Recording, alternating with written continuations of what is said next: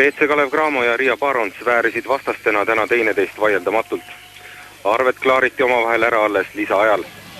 Barons juhtis esimesel veerandajal 2 korral 6 punktiga, aga Kalev võitles end mängu tagasi.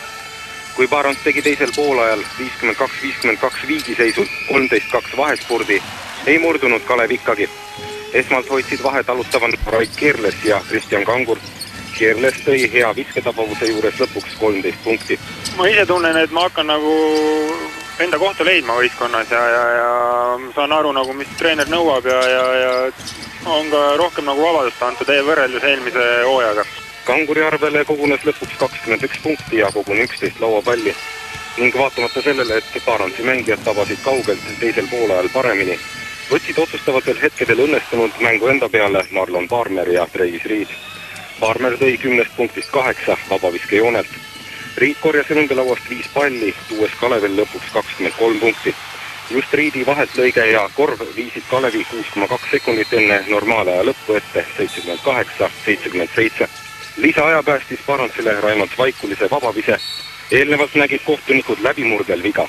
Ma arvan, et teatud vead oleks ainult jätta võtmata seal, nagu see otsustav vile põhjapus, et see oli, ütleme, lätlasi soosiv ja seal nii mõnigi teine ka, aga see on loomulik, kui võõral väljakul mängid, siis on niimoodi. Lisaajal juhtis Kalev mitu korda 5 punktiga, aga Armand Škele 2 korvi tõid omakorda Baronsi mängu tagasi ning viisid punktiga ette 88-87. Viimaseks jäänud 14,8 sekundiga jõudis Parmer ka viskele. Vile vaikis, Barons võitis 1 punktiga. Otsustav faktor oli see, ma arvan, et nii lisaajal kui ka põhiajal